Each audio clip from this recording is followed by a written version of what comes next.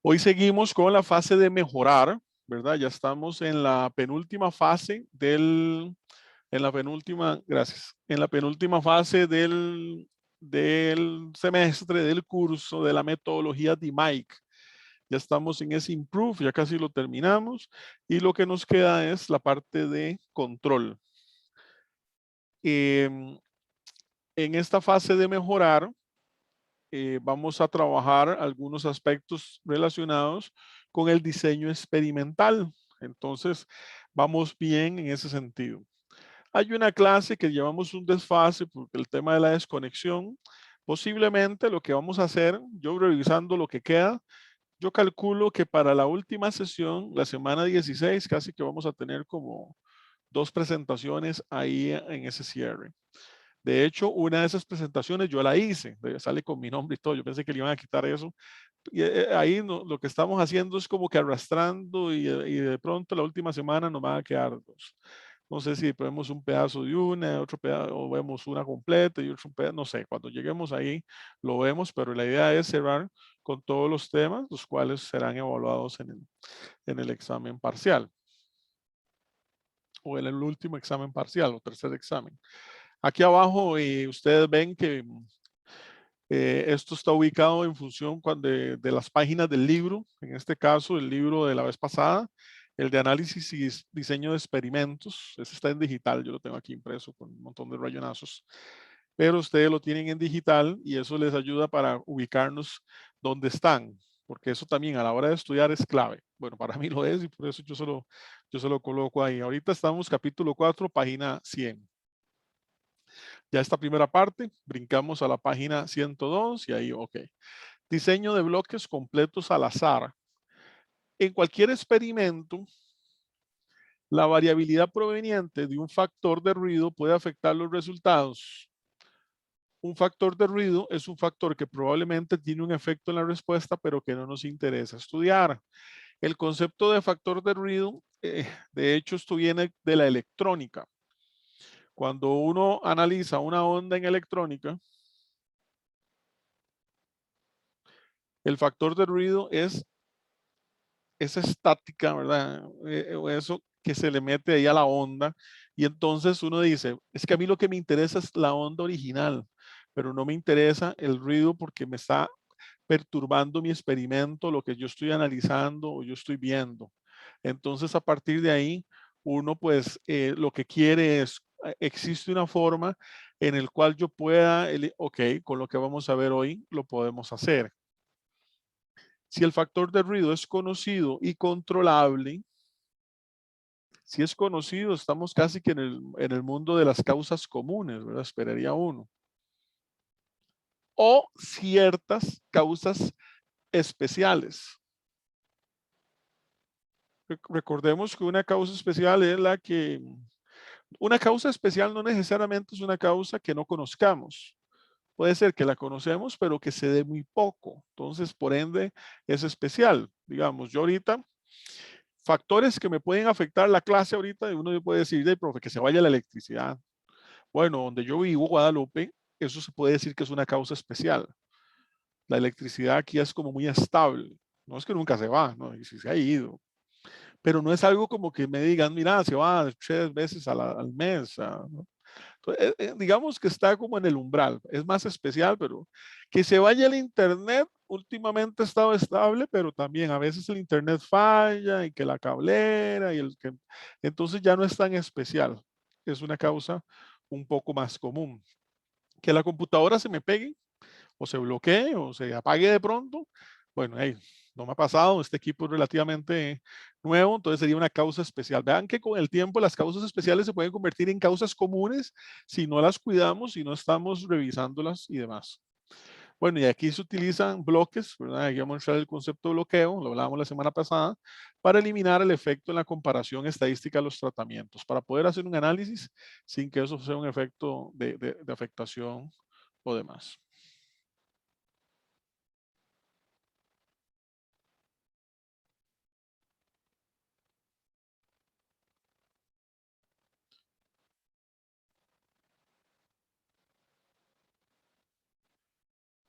Me dicen ahí que Ok. Factores de bloque, estos factores de bloqueo. Factores de bloqueo, puede haber factores propios de la máquina, características o condiciones técnicas, la máquina, el instrumental, el material, o factores como los operarios, ¿verdad? El operario en función de la forma, de la capacitación, de que si es nuevo, si lleva años, en fin. Entonces, eso pueden ser factores que influyan y pueden haber otros. Pueden haber otros factores que influyen en ese sentido. Según el libro, que esta imagen de abajo es del libro, factores de bloque, a los factores adicionales, al factor de interés que se incorporan de manera explícita de un experimento, que la temperatura, que el peso, se les llama factores de bloque.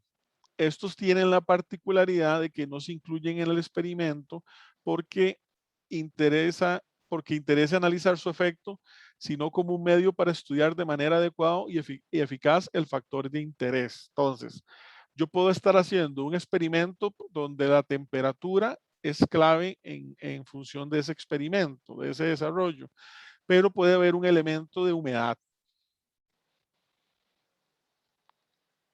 que entonces se convierte en un factor de bloque o factor de bloqueo, donde la humedad ahí puede estar baja o puede estar alta. Puede ser que sea un día soleado o puede ser que sea un día lluvioso, oscuro, y entonces el factor de humedad me afecta.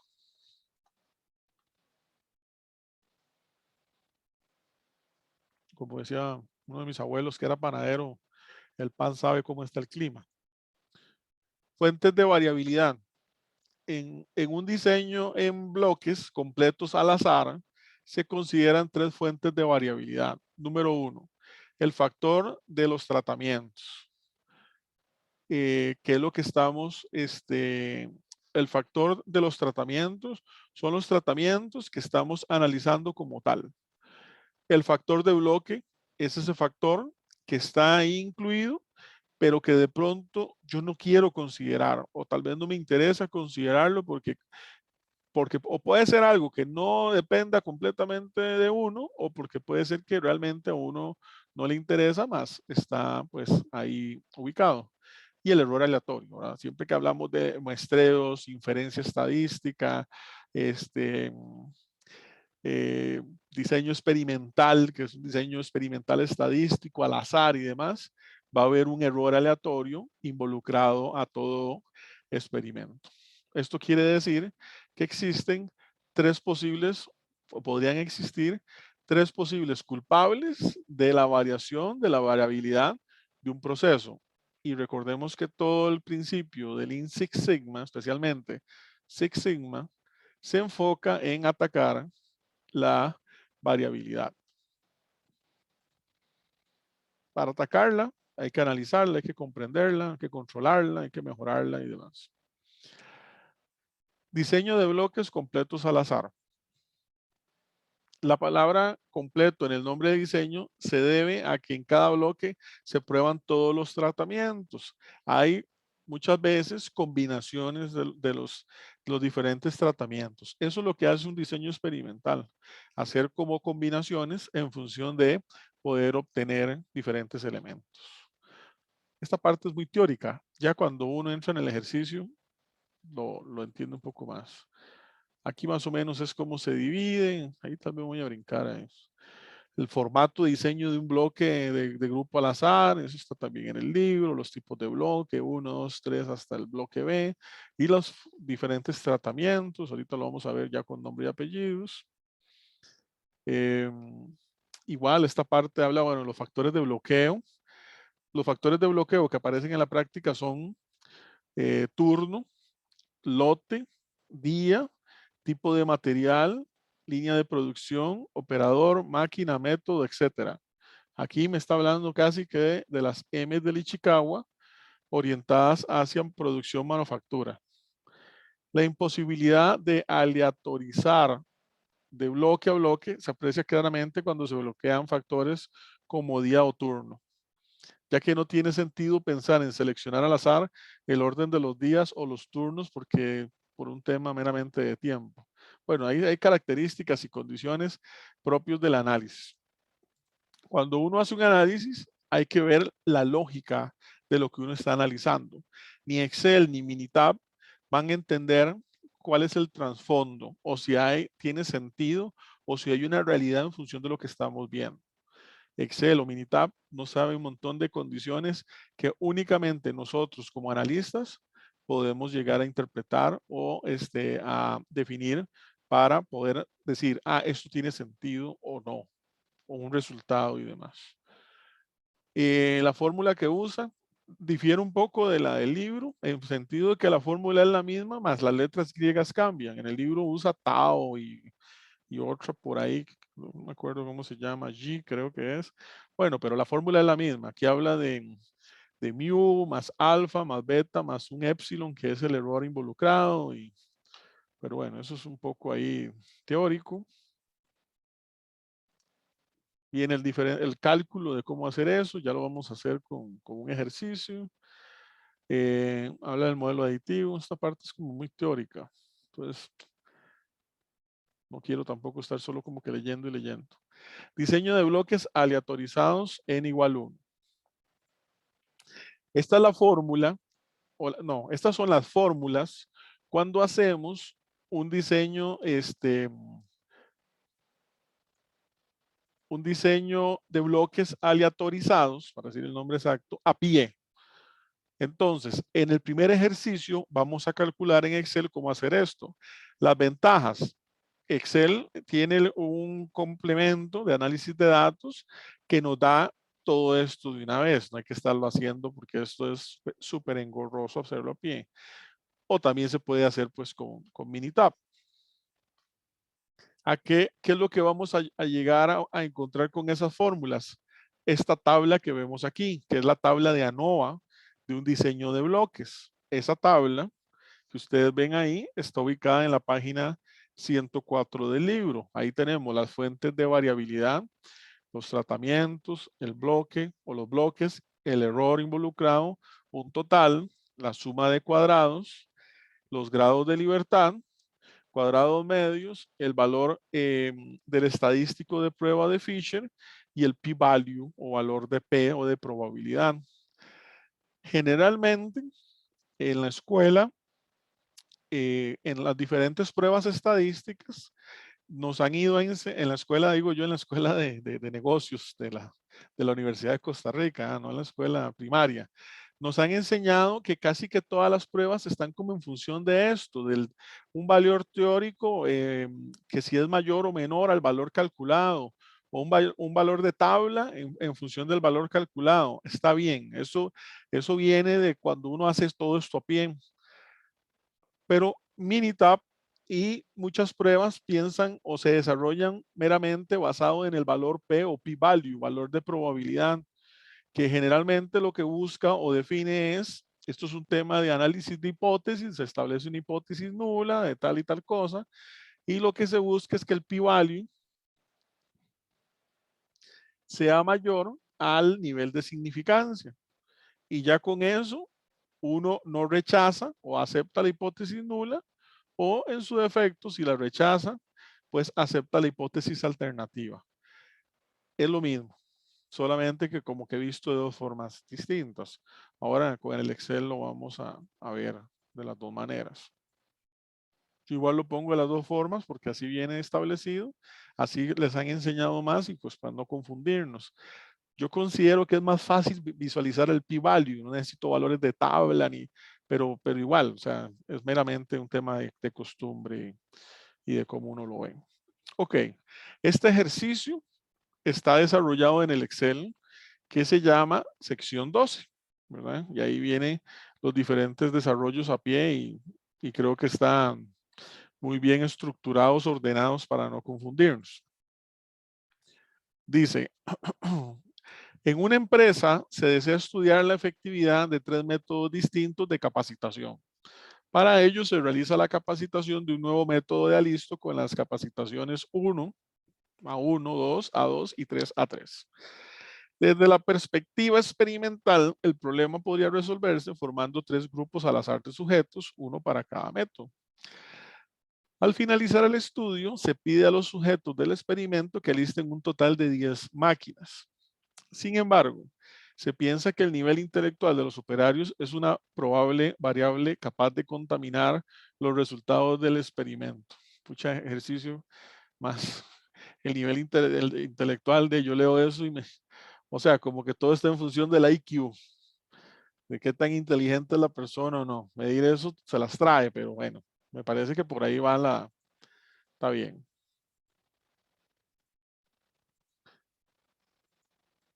El experimento se resuelve de la siguiente forma. En primer lugar, se forman 10 bloques con base a los valores de la variable coeficiente intelectual. Bueno, ahí está. Cada bloque representa un determinado cociente intelectual, lo cual requiere la selección previa de los sujetos. Así, para cada valor de coeficiente intelectual, se eligen 3 sujetos o unidades del bloque. De esta manera, o de esta forma, la variación de los sujetos intrabloque es menor que la de todos los sujetos de la muestra. Procedimiento. En segundo lugar, las unidades de los bloques se asignan al azar a los tratamientos, de modo que dentro del bloque cada sujeto reciba un tratamiento distinto. Según este procedimiento, solo se dispone de un sujeto por casilla o combinación de bloque por tratamiento. Así, cada bloque constituye una réplica entera del experimento. Entonces, ahí tenemos los bloques en función de cada uno es un sujeto y cada uno tiene un coeficiente intelectual relacionado. Entonces, lo que queremos ver es si los más inteligentes tienen un cierto impacto entre los tratamientos de los menos inteligentes. En fin. Medir inteligencia es complicada, pero bueno, no quiero entrar en otra discusión lejos de esto. Ahí lo que uno sí podría medir es experiencia. A la persona que tiene un mes, a una persona que tiene un año, 12 meses, a una persona que la experiencia sí podría ser como menos subjetiva, pero bueno, digamos que es un ejercicio didáctico.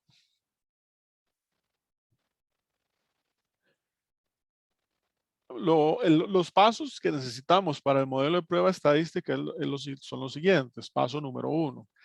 Se asumen como hipótesis nula que las medias de los grupos experimentales proceden de una misma población y por consiguiente son iguales. Entonces, vea que la media, la hipótesis nula, va a ser igual a la media poblacional del primer grupo, va a ser igual a la media poblacional del segundo y así sucesivamente.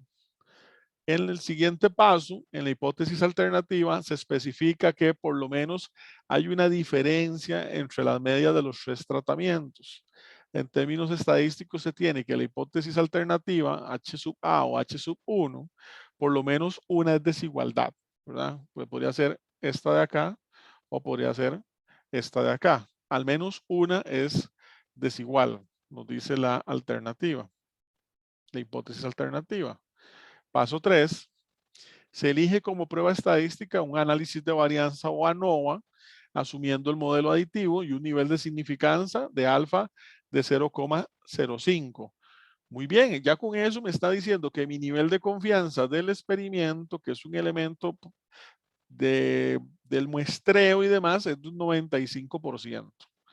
Y lo que me está diciendo es que necesito, para no rechazar la hipótesis, que mi p-value o valor de P de lo que voy a analizar sea mayor a mi nivel alfa. Y en este caso mi nivel alfa es de un 0,05.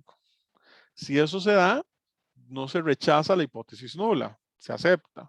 Si eso no se da, se rechaza la hipótesis nula, entra la hipótesis alternativa. Paso 4. Realizado el experimento, se obtiene la matriz de datos del diseño. A partir de estos datos se calculan las varianzas para determinar el valor empírico de F. Bueno, esto es haciéndolo a pie, asumiendo el modelo de aditividad y demás. Vamos a ver entonces el ejercicio. El ejercicio nos da los siguientes datos. Nos da, perdón, nos da, decía que son 10 bloques, ¿verdad? Numerados ahí del 1 al 10. Son 3 tratamientos, diferentes valores Y la sumatoria de los bloques queda en total por bloque con algunas medidas. Una medida de total de columnas y una medida de medias de las diferentes columnas. Eso está en el Excel. Y aquí está en el Excel con los mismos datos. Ahorita lo vamos y lo vemos en el Excel como tal. ¿Qué más hay ahí? Modelo de ANOVA, si ya lo habíamos visto. Cálculo de la suma de cuadrados. Aplicar las fórmulas y llegar al valor de tabla. Ok, pero ¿cómo lo hacemos? Vamos al Excel. Lo que se hace entonces en el Excel es, aquí tengo los datos, los 10 bloques, los valores como tal. En la columna total por bloque, si yo le doy F2, tengo la suma de cada una de las filas. ¿Lo ven ahí? Aquí hago la suma de las filas. Ok. Si me vengo a las columnas, los totales es la suma de columnas. Ahí tengo la suma de columnas. Luego tengo esta que es el total de los totales, ¿verdad? La suma de esas filas. Y acá las medias, la fórmula promedio de los datos. Entonces, la media de A1, 5.8. La media del tratamiento A2 es de 6.5 y así sucesivamente. La media de las medias, el X con doble raya sería eso, es de 6,83. Esta sería la media de las medias. Luego, ustedes ven aquí un conjunto de datos. Voy que el Excel se me pegó.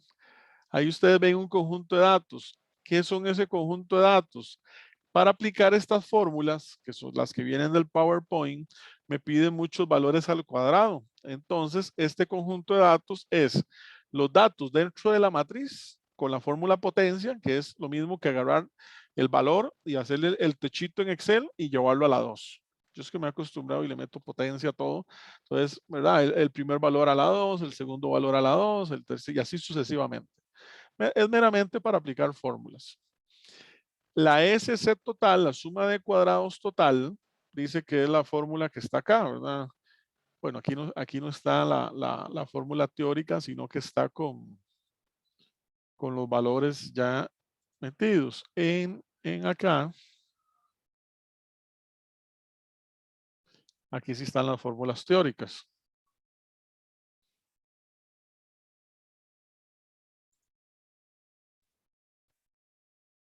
Entonces, básicamente, es aplicar, voy a dejar esto aquí de una vez, es aplicar esas fórmulas. La sumatoria de todos los valores al cuadrado menos, dice que es complicado de visualizar, menos y al cuadrado, pero en función de las sumatorias, entonces y se convierte en el total de los totales de sumatoria, ¿verdad? No de media. Y entonces eso me da la suma de cuadrados. Eso visto en números es lo que vemos aquí. Es 6 al cuadrado, más 7 al cuadrado, más 4 al cuadrado, así sucesivamente. Y a todo eso se le resta 205 al cuadrado entre n y n es 30. Si yo le doy acá, básicamente esa fórmula programada en Excel es eso. Es la suma, para eso están a la derecha, para no haberla hecho tan larga y tener que haberle hecho potencias a todos, pero se podría haber hecho en una sola. Lo único es que con el tiempo uno aprende que las fórmulas de Excel, entre más larga, la probabilidad de error es más sencilla y encontrarlo puede ser más complicado. La suma de todos los valores al cuadrado y al final menos el cuadrado de y, que es la suma totales, ahí el F13, entre 30, que es el total de datos como tal. Y con eso también calculamos la suma de cuadrados del tratamiento, la suma de cuadrados del bloque y la suma de cuadrados del error. Todo viene de las diferentes fórmulas. El del error es como el más sencillo. Ese no se me copió ahí del PowerPoint porque estaba como abajo. Pero es básicamente irle restando, ¿verdad? A cada uno. La suma de cuadrado total menos la suma de cuadrado del tratamiento menos la suma de cuadrado del bloque y es lo que me queda. Y eso es 38.2. Ahora bien, yo eso lo puedo hacer en Excel. con el complemento, porque al final, para mover aquí el Excel que se me pegó otra vez, al final, todos esos valores, yo lo que necesito es una tabla de análisis de varianza. Esta tabla de análisis de varianza se logra a través del complemento de análisis de datos que se llama análisis de varianza de dos factores con una sola muestra por grupo. Lo único es que hay que prepararla, que es esto que ustedes ven aquí. Si ustedes observan, estos datos son exactamente los mismos, solo que ubicados distintos. 6, 7 y 8, en lugar de que estén en fila, 6, 7, 8 están en columna y así sucesivamente con cada uno de ellos.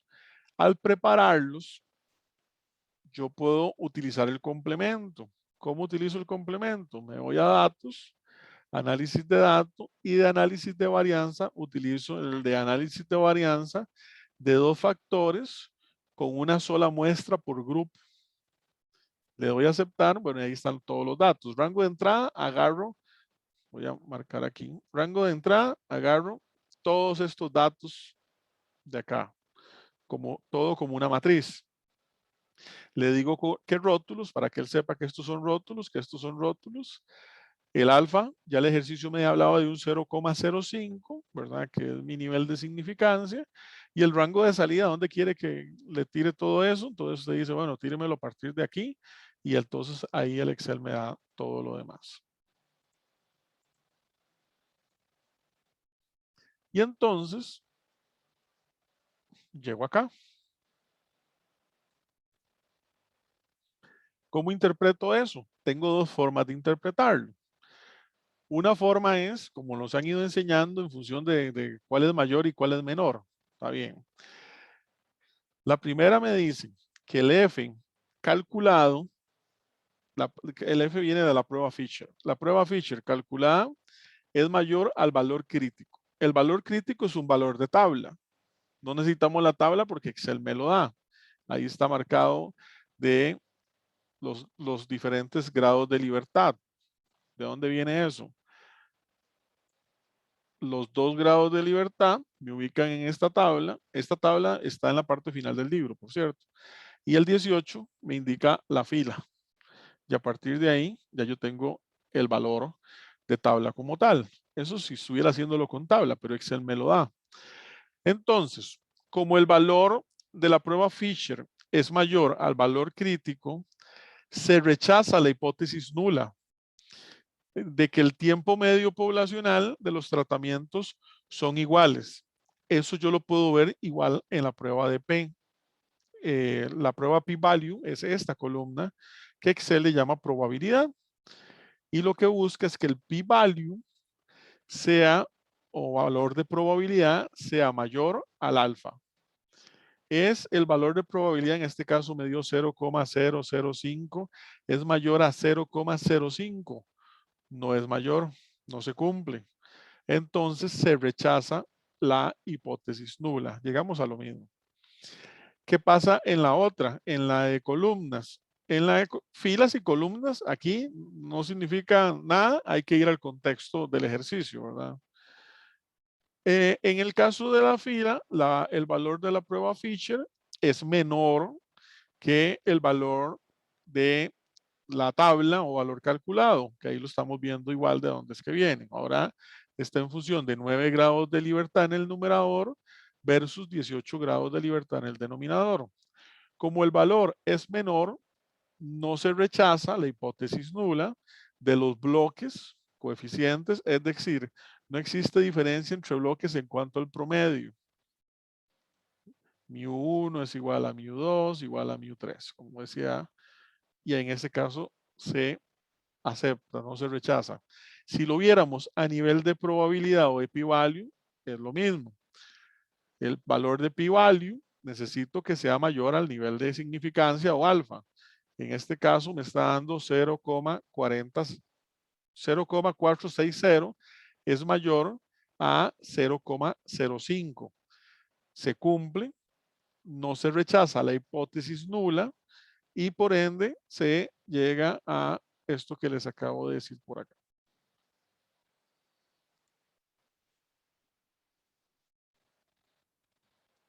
Para ver qué más decía por aquí. Ahí, aquí están las diferentes fórmulas. Si uno lo hiciera a pie, ya vimos cómo lo hacemos, el ejercicio, tratamiento.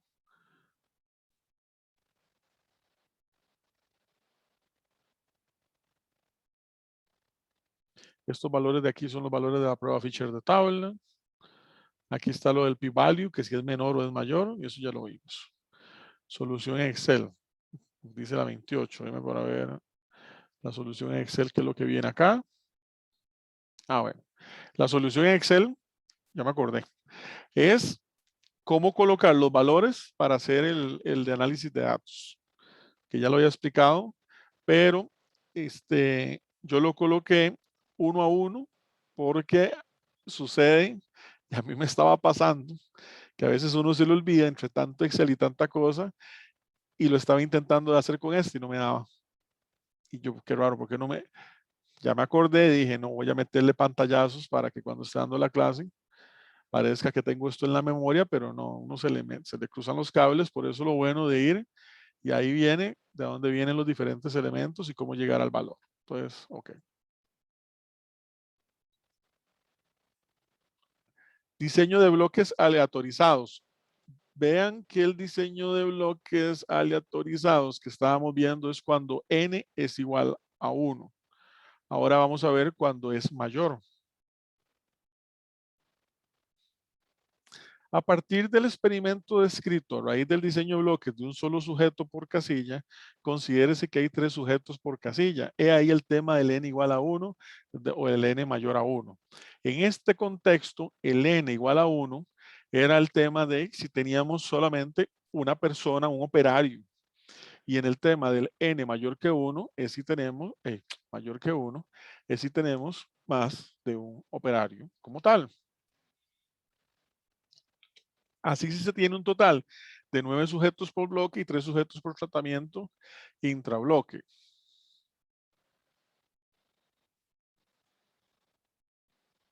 El modelo ahora se ajusta. Paso número 1. Se definen 3 hipótesis de nulidad para los efectos de tratamiento, bloques e interacción. En términos de efectos, las hipótesis de nulidad son, y ahí vienen las diferentes hipótesis nulas. Estas son genéricas, ¿verdad? Y habla de alfas, betas, hasta, ok.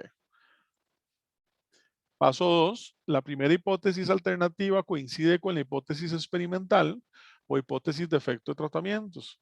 La segunda se refiere al efecto de la variable de bloques y por último la tercera recoge el efecto de la interacción entre tratamientos y bloques.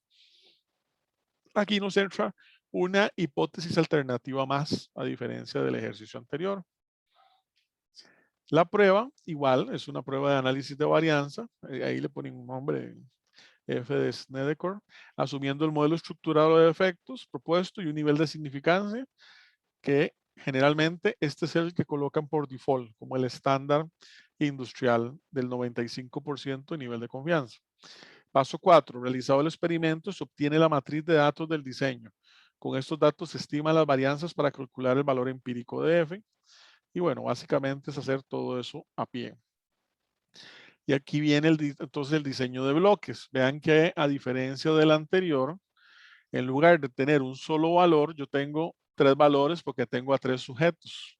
Pero aquí lo que tengo es la suma de cada uno de esos valores.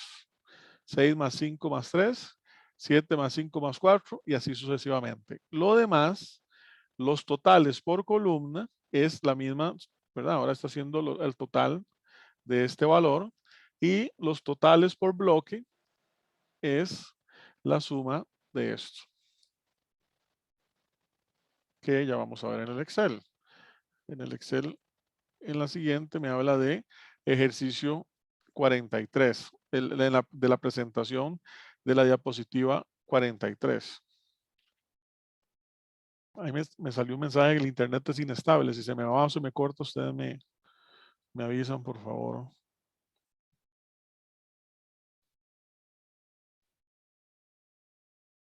Ok.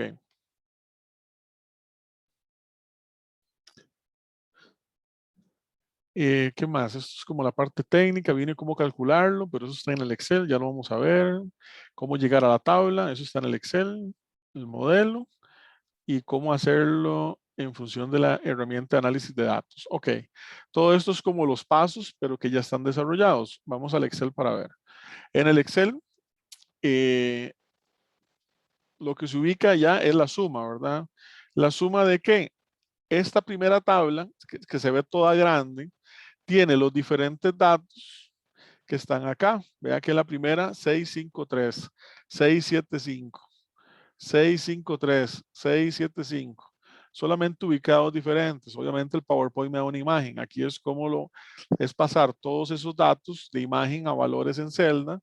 Entonces aquí empieza a hacer la suma, ¿verdad? La suma de esos tres, la suma de los tres siguientes. Hasta ahí todo es igual. La forma de acomodarlo difiere en función de, voy que el Excelillo se medio pega, lo estoy forzando al máximo. La forma en que se acomoda difiere en función de la tabla donde están todos los valores en individual. Y se vuelven a calcular con análisis de varianza de dos factores con varias muestras por grupo, ¿verdad? Aquí en datos, en el complemento de análisis de datos, ya no usamos el de análisis de varianza de dos factores con una sola muestra por grupo que usamos anteriormente. Usamos el anterior, el de análisis de varianzas de dos factores con varias muestras por grupo. La forma de hacerlo, necesito agarrar todos los valores de acá, luego la fila por muestra. ¿Cómo hacer esto? Está en el PowerPoint.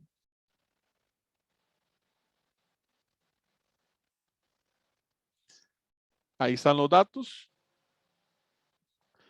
Hay tres tratamientos, los bloques, la herramienta de análisis. Se toma todos los datos como matriz para rango de entrada y fila de muestra, ese es un valor puntual, se le dice 3 y lo demás es exactamente igual. Y llegamos a esta tabla que es, aquí me da una serie de elementos entre ellos, ¿verdad? Esto no, hasta que llegamos acá. Y entonces, ¿qué es lo que me da? Yo puedo hacer la comparación del F calculado entre el F de tabla o valor crítico, ¿verdad? Ahí no le dibujé la tabla, pero igual lo podríamos buscar entre el número de grados de libertad y el OK. Entonces, en cada uno de ellos, el F calculado es mayor al F crítico. En los tres casos, al darse esa situación, se rechaza la hipótesis nula, no se acepta. Eso quiere decir que existe diferencia entre los tratamientos, entre los bloques y entre la interacción. Hay diferencia significativa entre cada uno de ellos. Aquí me dice nombre genérico, muestra, columna, interacción, pero hay que entonces ir a ver al ejercicio, que ahorita me devuelvo el PowerPoint, qué es tratamiento, qué es bloque de interacción, pero hay diferencias significativas. Igual, si lo quiero ver a través del valor de P, ¿verdad? Ya yo me he acostumbrado a visualizarlo más, me parece, bueno, es que es costumbre, pero para mí es más fácil visualizarlo con el p-value que estar en esta cuestión de si era mayor o menor, que a veces se me confunde. Es simplemente buscar que el p-value sea mayor que el nivel de significancia. En los tres, el p-value es menor, ¿verdad? No es mayor que el nivel de significancia de 0,05 y entonces en los tres casos, porque cada uno de ellos tiene una hipótesis nula relacionada y en cada uno de ellos se rechaza la hipótesis nula, se acepta la alternativa. Tratamientos, bloques e interacción. Hay que volver como al contexto del ejercicio.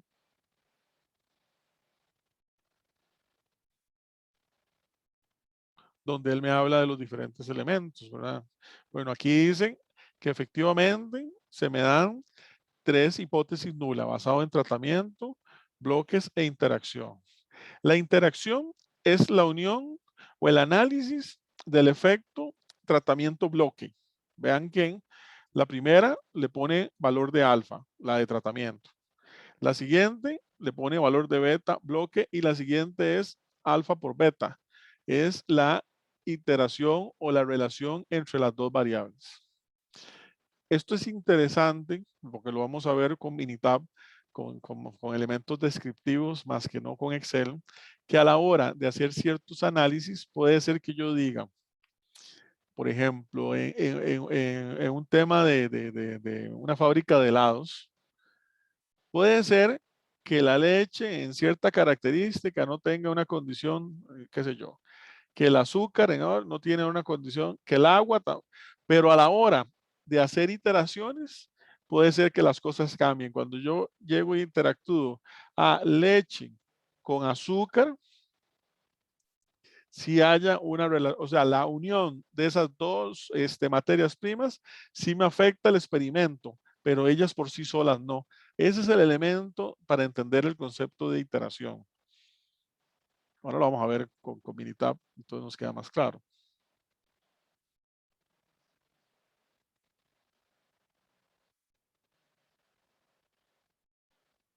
Sí, aquí estoy viendo, no me dice mayor cosa. Tratamiento. Ok. ¿A qué se refiere entonces con el tema? Cuando el primer elemento que estamos analizando es si el tratamiento, en este caso, cada uno de los operarios tiene una incidencia sobre el resultado. El experimento me está diciendo que no.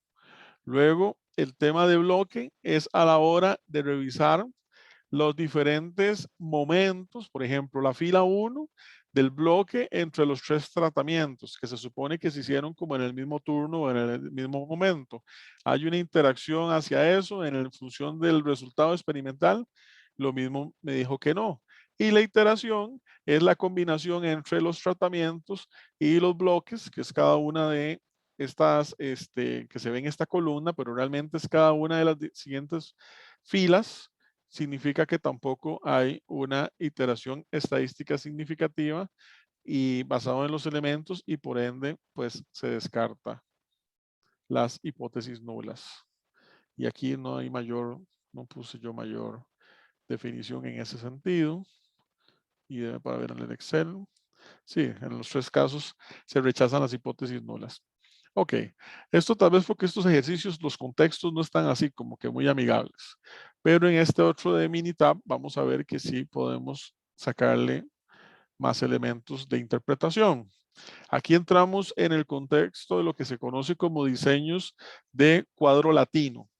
Esto es la página 109 del libro, el mismo capítulo. Diseño de cuadro latino es una característica.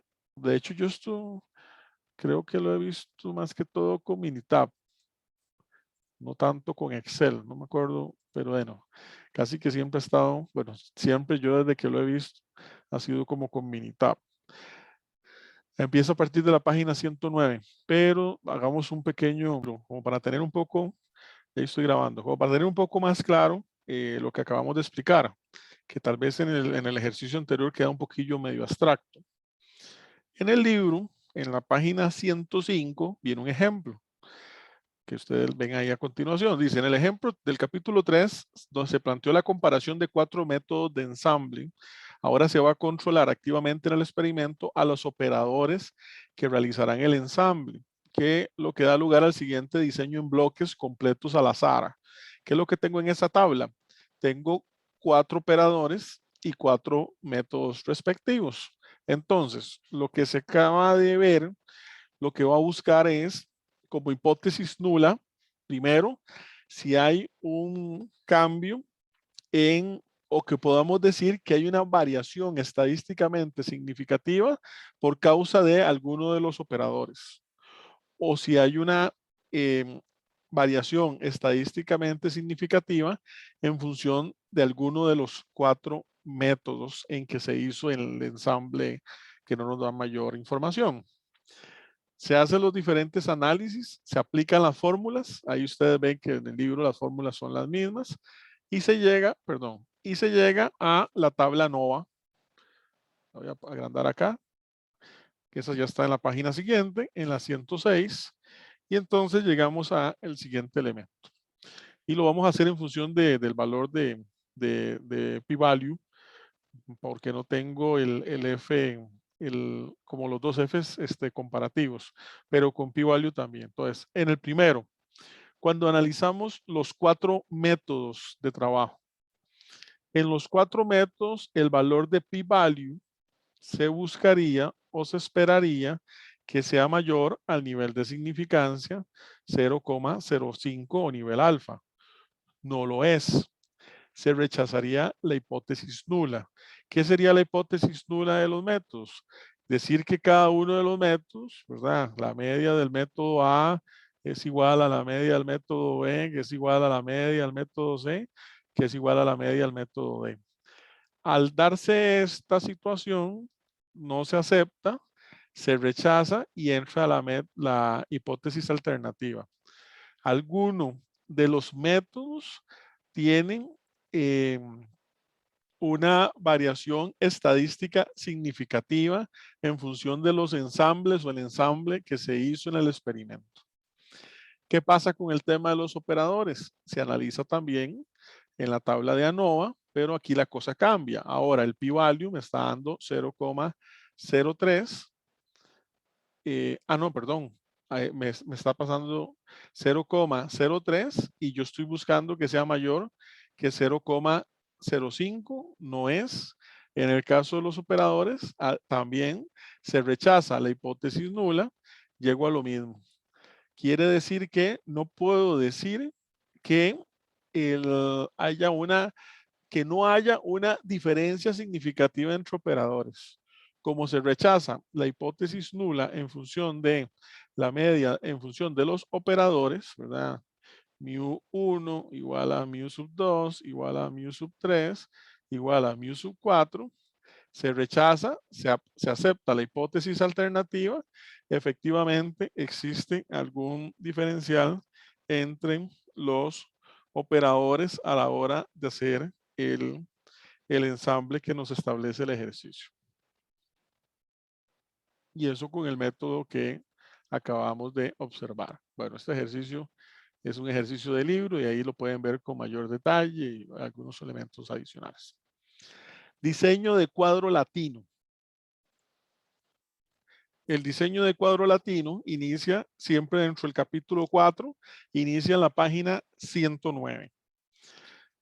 El diseño de cuadro latino es un diseño en el que se controlan dos factores de bloque y uno de tratamientos. Los tres factores tienen la misma cantidad de niveles.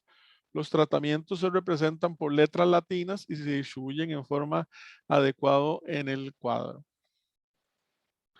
Según Dowley y Warden, en el 91, los diseños de cuadrado latino son formatos económicos porque no requieren todas las combinaciones posibles entre las tres dimensiones de variación.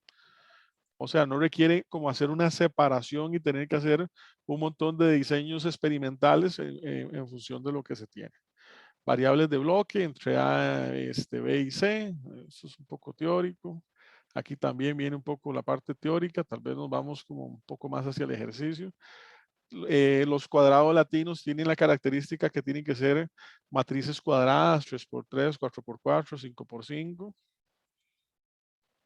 Hay un cuadrado latino de 3x3, 3 filas, 3 columnas, igual, matriz cuadrada. Y bueno, y ahí viene un ejemplo de matrices cuadradas y los diferentes elementos. Pero a razón del ejercicio, nos vamos a ir acá. En la página 68, PP, y este ejercicio, aquí se dan los datos, pero se desarrolla en Minitab. Bueno, este ejercicio, por cierto, es el mismo ejercicio 4.2 del libro, página 110. Este ejercicio, porque los ejercicios generalmente no son los mismos, pero aquí sí. 110. Esta tabla estaba ahí. Y aquí está el mismo ejercicio que estamos haciendo, el 4.2. Una compañía de mensajería está interesada en determinar cuál marca de llantas tiene mayor duración en términos del desgaste. Bueno, este ejercicio es muy interesante porque este ejercicio yo he hecho proyectos de empresas de la parte de mantenibilidad en camiones y flotillas de distribución y esto es una de las cosas que siempre están encima, el tema de las llantas, que la marca, que lo que dura, que el reencauche, que para ello se planea un experimento en cuadro latino en el que se comparan las 4 marcas de llantas sometiéndolas a una prueba de 32,000 kilómetros de recorrido, utilizando 4 diferentes tipos de auto y las 4 posiciones posibles de las llantas en el auto. 4 posiciones en función de si la llanta es delantera derecha, delantera izquierda o trasera. Lo que pasa es que en Costa Rica, como están las carreteras, no hay llanta que aguante.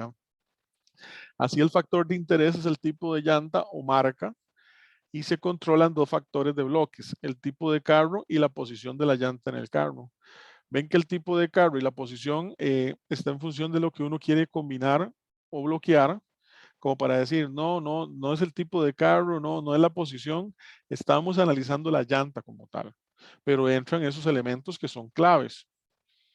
Bueno, también está el tema de quién lo maneje, cómo lo maneje, pero estos factores de bloque se controlan ya que por experiencia se sabe que el tipo de carro y la posición de la llanta tienen efecto en el desgaste de la misma. También está el tema de la presión de aire y la banda de rodamiento. Y, cuando uno se mete en eso, cada vez hay como más detalles. A partir de un cuadro latino inicial, se aleatorizan las columnas y las filas. Las diferentes marcas de llantas se asignan de manera aleatoria a las letras latinas que denotan los niveles del factor de interés.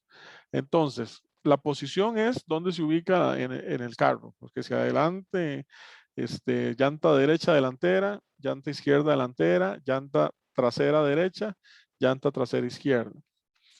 El ejercicio en el libro creo que dice cuál es cuál. No sé, no lo recuerdo. Bueno, igual habría que como que leerlo. Ahí está, si no, lo chequean.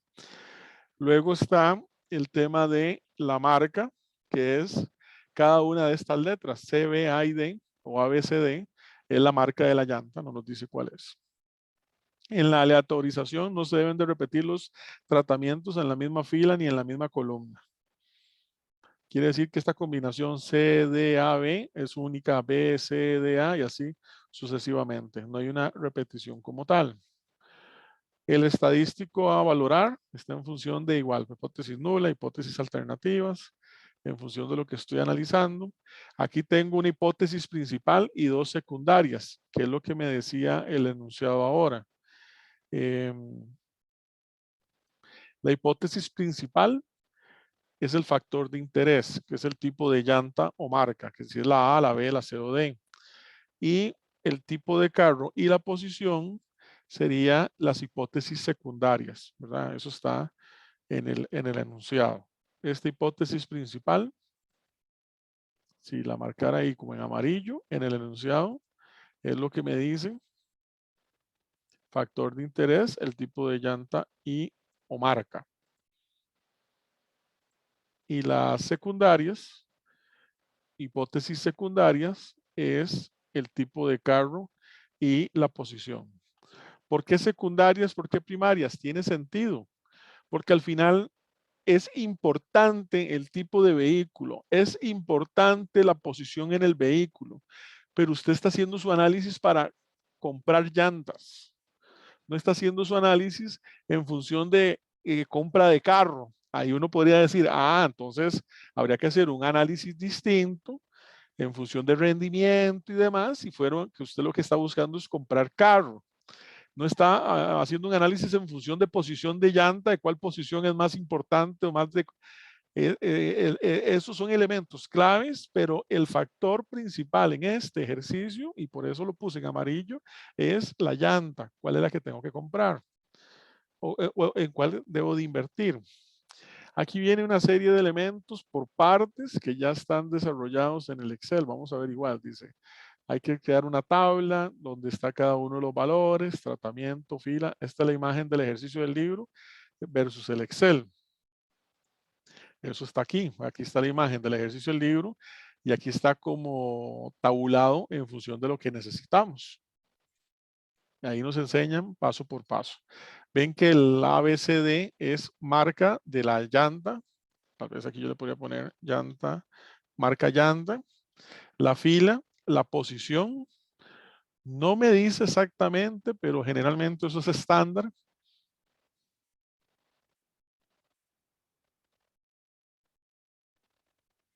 Generalmente las posiciones son así.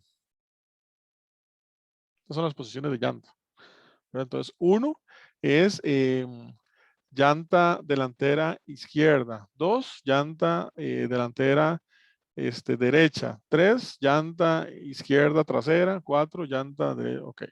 Y carro es la otra, esa sí no me dice cuál, ¿verdad? Tengo 4 carros, ahí Toyota, Isuzu, o los Toyota del 2000, el Toyota del 2008 y el Toyota porque podría ser un mismo carro en diferente, o podría ser un mismo carro en diferente modelo. Eso no lo sé, el ejercicio no da ese nivel de detalle. Entonces ahí dice que, bueno, cómo tabular. Posteriormente copiamos a Minitab. Entonces nos llevamos esto a Minitab. Lo pegamos ahí en cualquier lado. Y vamos a ir haciéndolo para ver si lo puedo hacer, si no nos queda muy pequeño. Creo que podríamos hacerlo como así, ¿verdad? Este no, este ya no lo ocupo, sino este.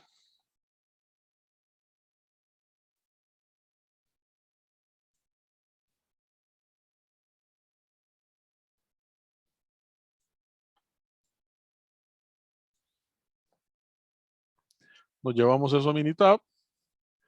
Luego nos vamos a ANOVA, vea que estadística, ANOVA, modelo lineal general, ajustar modelo lineal general. ¿Qué nos dice Minitab? Modelar la relación entre uno o más factores y una respuesta. Utiliza esta opción para incluir factores aleatorios, covariables y una combinación de factores cruzados y anidados. Entonces, marcamos este por acá. En respuesta, le decimos a Minitab que nos deje respuesta. ¿Dónde era respuesta de, veamos el libro?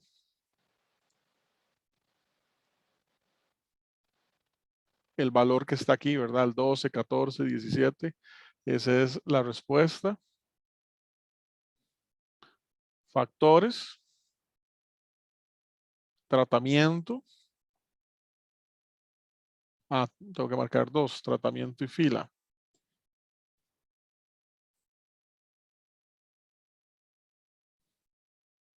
Tratamiento, fila y columna también.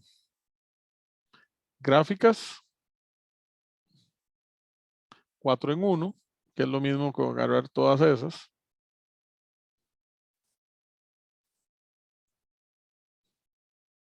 Creo que ahí no ocupaba nada más, pero igual siempre revisar. Esto queda así. El modelo, estos son elementos como estándar. Ahí uno puede, si no meterse a Minitab. Esto es importante. Estamos entonces haciendo de que, estamos asumiendo que el nivel de confianza es de un 95%. Y que el intervalo cuando es bilateral es porque estamos buscando si la hipótesis nula son de igualdades versus desigualdades en la alternativa, pero yo también podría estar en función de si son valores mayor o menor, que rara vez se ven en este tipo de desarrollos, pero si hubiese eso, tengo que cambiarlo aquí, en este caso no es, esto no, esto ni me acuerdo, bueno, sí, lo demás, y listo.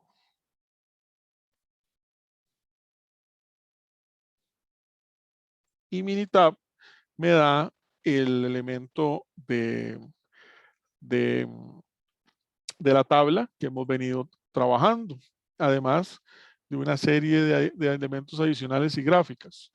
Pero en el PowerPoint yo le coloqué como información en función de eso. De hecho, es bastante aquí. ¿Qué me dice esto?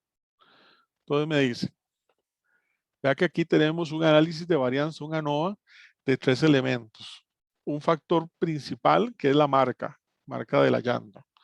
Un factor secundario, que es la posición de la llanta en el carro, y un factor secundario, que es la marca del carro. Son factores secundarios, más son factores importantes. Pero mi ejercicio, mi diseño experimental está en función de cuál llanta voy a comprar. ¿Qué es lo que me dicen? Bueno, ¿qué me está diciendo con marca? Efectivamente, el p-value de la marca es mayor a mi nivel de significancia de un 0,05. Eso quiere decir que la hipótesis nula no se rechaza, se acepta. ¿Qué sería en este caso? La variable respuesta, bueno, no, perdón, aquí la variable de respuesta no. Aquí, perdón, abajo, esto es menor, perdón, aquí. No hay evidencia estadística para concluir una significancia entre variables de respuesta y las variables marca y posición. Quiere decir que la posición de las llantas no está influyendo en el tipo de llanta a comprar. Cada una de las llantas, mi hipótesis nula, me está diciendo que las llantas me están dando el mismo rendimiento. ¿Qué pasa con el tema de posición? Lo mismo. El tema de posición no rechaza la hipótesis nula. Ahí, se acepta estadísticamente y quiere decir que esta es la hipótesis nula principal de marca. La hipótesis nula secundaria en función de la posición significa que en este ejercicio con los datos que tenemos, las 4 posiciones son iguales para efectos de, quiere decir que no está influyendo que si una llanta va adelante a la derecha o atrás a la izquierda. Con los datos que tenemos y este enunciado, yo no puedo concluir esto. Pero ¿qué pasa con el tema del carro? En el tema de la marca o el tipo de carro, el p-value, la cosa cambia. Ahí se rechaza la hipótesis nula, ¿verdad? Este p-value que me dio 0,023 no es mayor que mi nivel de significancia o 0,05. Rechazo la hipótesis nula. Entra la hipótesis alternativa o H sub A. Hay evidencia estadística que hay un factor de diferencia o de significancia entre la variable de respuesta y el tipo de carro. O sea, las marcas del carro no nos dicen ni cuál marca, ni tipo de, si es un camión, pero lo que sí me dice es que son 4 y si hay una variación entre no sé cuál. Habría que hacer un análisis más robusto.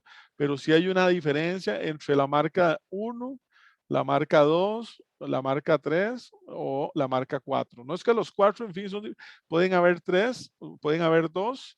Ahora vamos a ver una forma de detectar eso. Pero si hay estadística significativa de que la variable carro, sí hay variación entre ellos. Quiere decir entonces, si estamos tomando decisión en esa flotilla vehicular, la marca de la llanta no es el problema, la posición tampoco. Usted puede comprar la llanta basado en precio de esas 4 llantas que tenemos. Pero lo que sí hay que tener cuidado es, dependiendo del carro o a cuál llanta va el carro, si hay variación en función del rendimiento de la llanta como tal. Ahí lo que tendríamos que hacer es ver entonces cómo cambiar o adaptar la flotilla para sacarle mayor provecho al tema de las llantas, que es un consumible tremendo, ¿verdad?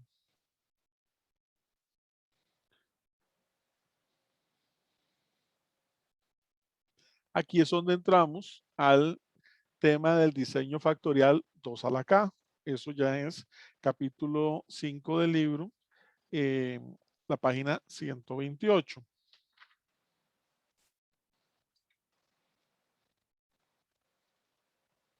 Bien, para revisar nada más rápidamente. Diseño factorial es 2 a la K. Es que me quedó como la sensación de que se me había algo ahí, pero si no, ahí después lo revisamos.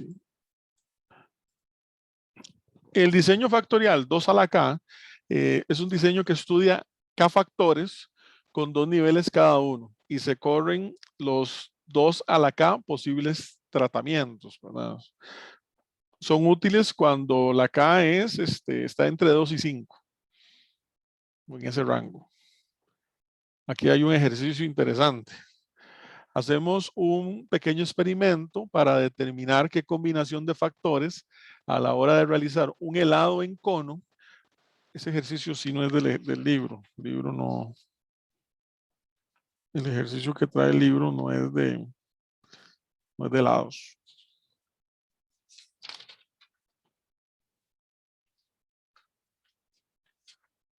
No.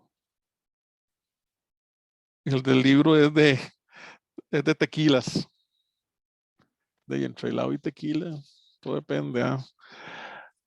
Ok, hacemos un pequeño experimento para determinar qué combinación de factores a la hora de realizar un helado en cono resulta como favorito para los universitarios. No pusieron el de tequilas, tal vez para que no digan que este curso es una mala influencia. Para ello tenemos 3 factores: tipo de helado, tipo de endulzante y tipo de cono. Y se toman a 10 estudiantes, los cuales después de probar los helados dan una calificación de 1 a 10, siendo 1 el peor y 10 el mejor. Hay un líquido ahí entre. En la tabla se presentan los resultados. Entonces están los 10 estudiantes como cliente 1 al 10. Las notas, ya sabemos que el cliente 1, por ejemplo, dijo que el helado de leche con azúcar refinado y cono sencillo le da un 10. Y así sucesivamente. Cada cliente probó las combinaciones. Claro, uno hace eso y cuando llega al último todo le puede llegar a saber igual. Esos datos están en el Excel y acá y tabulados como se necesitan. Ya vamos a llegar a eso para llevarlos a Minitab. Ok, el tipo de helado es el primer factor, ¿verdad? Si solo tenemos 2 opciones, el helado es en leche o el helado es en agua. El, el endulzante es el siguiente factor. Ahí tenemos que puede ser azúcar refinada o stevia, o azúcar o sustituto. Yo creo que stevia es una marca, ¿no? Y el tercer factor es el tipo de cono, si es cono sencillo o azucarado. Y vea que hay combinaciones, ¿verdad? Los 4 helados con leche van a tener 2 tipos de azúcar y los tipos de cono diferentes en función de.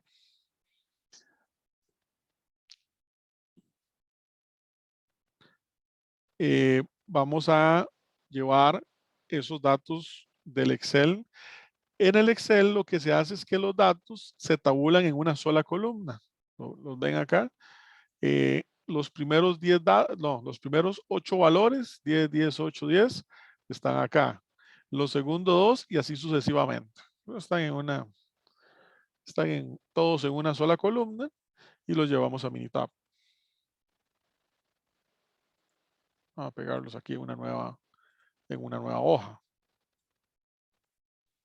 ¿Y qué vamos a hacer? Vamos a hacer un DOE, un diseño factorial y crear diseño factorial. Esta sí tiene varias partes. Entonces, y ese de juntar las ventanas me parece que queda como muy pegadillo. Entonces voy a llevarme la presentación, que es el forro, para este lado.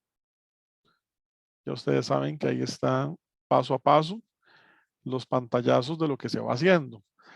Entonces, lo primero es irnos aquí a DOE, diseño experimentos, a factorial, ahí cambia el orden y de hecho tiene uno más. La imagen era de Minitab 18, en Minitab 19 hay una variación, no sale el cribado. Este no está saliendo. Nos vamos a factorial, crear diseño factorial.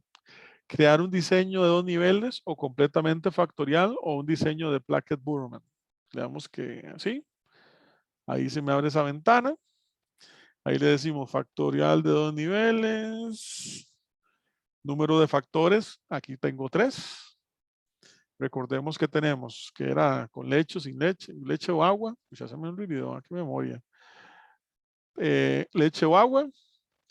Tipo de endulzante, que sea azúcar o stevia, y el tipo de cono, que si era normal o azucarado.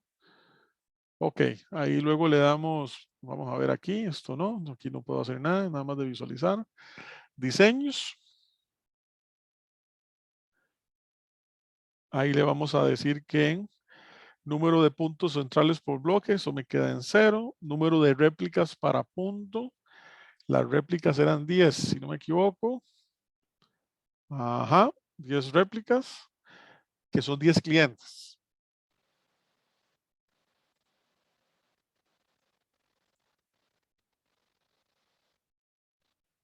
Voy a aceptar. Y en factores es por si le quiero cambiar el nombre. En la imagen de PowerPoint nos habían puesto aquí, factor A, factor B, factor C. Yo lo puedo dejar así Y yo sé que el factor A es tipo de helado, ok. Pero si quisiera cambiarle el nombre, es ahí, en esta parte donde dice factores. Y entonces yo le puedo llegar y decir que el factor A es tipo de helado. El factor B es el endulzante. Y el factor C, tipo de cono. Lo demás me queda así. En opciones, eh, le vamos a dar, no, eso lo dejamos así, eso no cambia nada. Aleatorizar corridas. Ah, hay que quitarle esta. Aleatorizar corridas. Y resultados. No recuerdo aquí que había que hacerle. Tipo de diseño. No, esa queda igual. Sí, eso no se hace nada. Y lo voy a aceptar. Hasta aquí, lo que Minitab me está haciendo, vea que ahí no hay ningún cálculo. Es meramente una estructura de combinación entre lo que me está diciendo es, para los 3 factores, usted va a tener 40 tipos de réplicas. O sea, según las condiciones, Minitab me establece la hoja de trabajo de mi diseño factorial. A eso, yo tengo que agarrar y pegarle todos estos resultados. Ahí, le marqué aquí, que son 80. Y le pego estos resultados acá.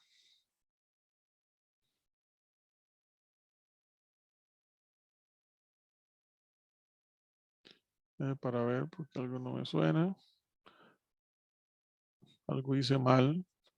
Que Minitab me está dando las réplicas, me está dando menos. Un segundo. Esta parte sí la podemos interpretar. Minitab me da estos coeficientes codificados, me da un resumen del modelo, me da el análisis de varianza. Aquí es donde me voy a enfocar. ¿Qué es este análisis de varianza? Perdón, el diseño de Minitab o este diseño factorial, lo que me dice es los diferentes elementos que yo tengo en el diseño. Estoy analizando la variable helado, la variable endulzante y la variable cono, además de iteraciones. Las iteraciones es juntar los diferentes elementos a ver si tienen representación estadística o no. Por ejemplo, él me da la iteración de helado con endulzante. Hay una relación que el helado endulzante está impactando a la hora de definir el sabor de las personas que probaron. La iteración helado cono y la iteración el dulzante cono, exactamente igual. Es ver si hay una relación entre ellos. Ya les voy a mostrar con el PowerPoint. Y el diseño factorial me permite hacer también la interacción entre los tres elementos. El tipo de helado, el tipo de endulzante y el tipo de cono. Y ahí vemos los diferentes valores de probabilidad. ¿Cómo interpretamos eso? Bueno, yo aquí en el PowerPoint sí le tengo información. Dime nada más un segundo que me está sonando el teléfono. Ok.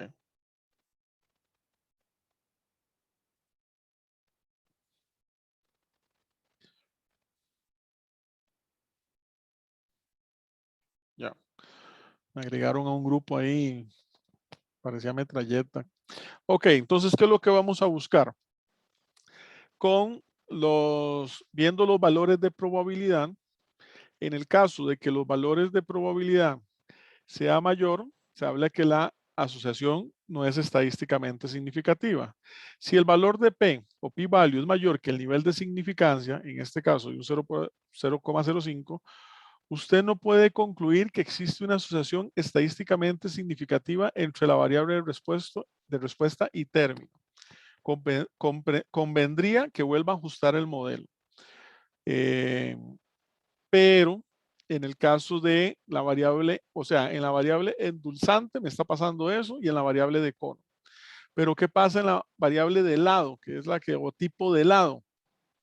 Tipo de helado me está dando un p-value mayor a 0,05. Si el valor de P es menor o igual al nivel de significancia, usted puede concluir que hay una asociación estadísticamente significativa entre la variable de respuesta y el término. Hay una interacción estadísticamente significativa entre el tipo de variable. Quiere decir que a la hora de presentarle las fórmulas con diferentes combinaciones a los estudiantes, que ellos están evaluando el sabor de 1 a 10, donde 10 era lo mejor y 1 era lo más bajo, no es el tipo de endulzante lo que está impactando en la decisión.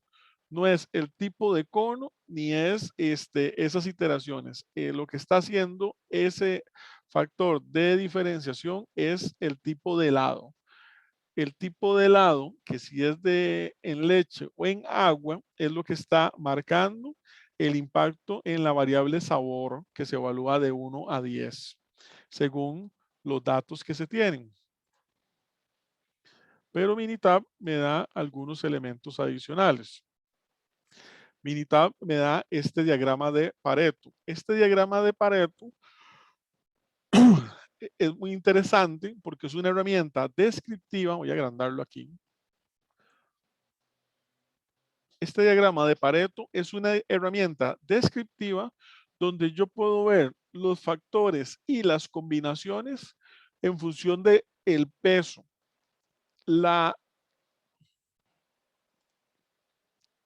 el término o el factor A, que representa tipo de helado, es la única que, vea que él me está diciendo para un alfa de 0,05. Esa es la única que su p-value es menor, ¿verdad? Está dando 0,001, si no me equivoco. Entonces, es la única que me rechaza la hipótesis nula y me dice que los tipos de helado sí tienen una variación significativa a la hora de escoger, a la hora de decir cuál helado es mejor o cuál helado le gusta más. Entonces, para la persona que está haciendo los helados, lo que está impactando a la clientela principalmente es si el helado es en leche o el helado es en agua en este contexto. ¿Qué pasa con el siguiente? Bueno, ¿y qué me dice esta línea de Pareto? Esta línea de Pareto lo que me dice es que a partir de ese margen hacia la derecha, esto es un Pareto como invertido, ¿verdad? Habría que agarrar como el monitor de lado y entonces usted ve en función de los vitales y el Pareto sería, lo que faltaría aquí es como el elemento porcentual que está como acostado. El elemento porcentual sería como así. Pero bueno, es un diagrama de Pareto, pero distinto, más que todo por el nivel de inversión, en el cual todo término que esté a la derecha no es estadísticamente significativo. Su p-value es menor que su nivel de significancia. Pero lo que está a la izquierda, no. Quiere decir que el más grande que le sigue es cono. Pero aún así, el cono no está marcando una diferencia. No podemos decir que para los que hicieron la evaluación, los dos conos son exactamente iguales porque no son exactamente iguales. Hay una diferencia en si el cono era azucarado o el cono era normal. Pero no fue una diferencia tan significativa como para que usted dijera, prefiero esto, prefiero el otro. Lo que sí tiene, lo único que tiene diferencia realmente significativa es el tipo de helado. Luego le sigue la iteración BC. La iteración BC es edulzante y cono. Esa es la que sigue después de cono, sigue siendo baja. Y la más bajas es que está empate, es la iteración AB, tipo de helado con tipo de endulzante. Eso como que no está marcando mayor diferencia. Y la ABC, que es la iteración de las tres. No es un asunto en función de la combinación. Aquí el que es estadísticamente representativo en esta evaluación es el factor de lado o el factor A como tal.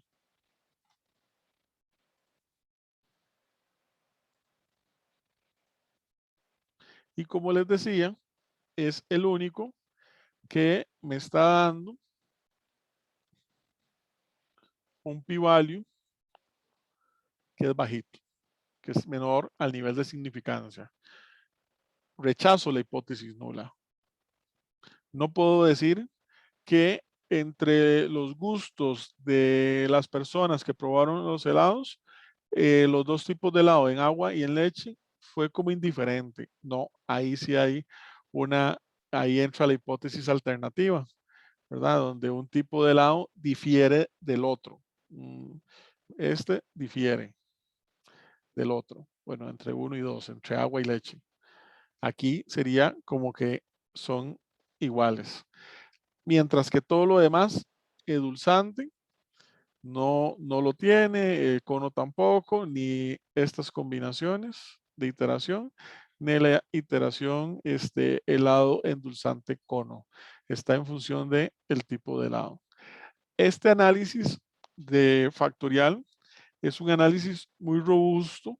Vea que cada vez hemos ido como robusteciendo los análisis en función de los diferentes factores a la hora de llegar a poder analizar diferentes elementos entre sí en un diseño experimental con elementos inferenciales como los elementos basados en p-value o el valor de feature calculado versus un valor de feature en tabla, así como los elementos descriptivos que me ayudan a la toma de decisión, como en este caso esta herramienta de diagrama de Pareto que me llega a decir visualmente lo que me estaba diciendo la parte de arriba de p-value. Nada más me queda a mí de tarea, voy a revisar, ahorita chequeo a ver dónde estoy metiendo el dedazo, que las corridas no me están dando igual. Y bueno, listo, jóvenes, con eso tenemos la presentación lista.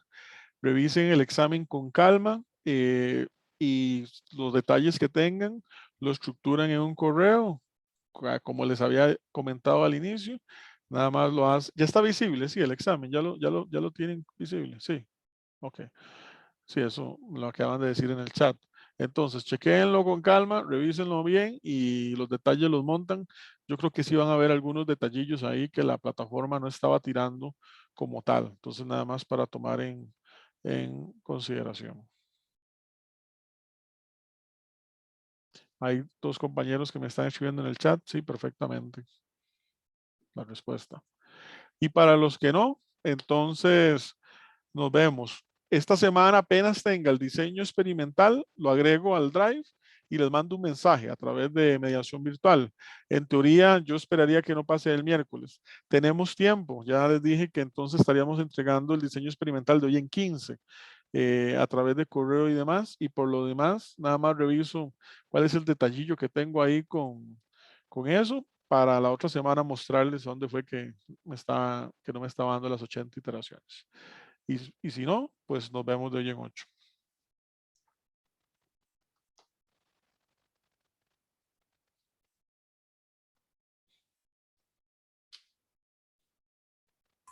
Gracias, profe. Pura vida. Nos vemos.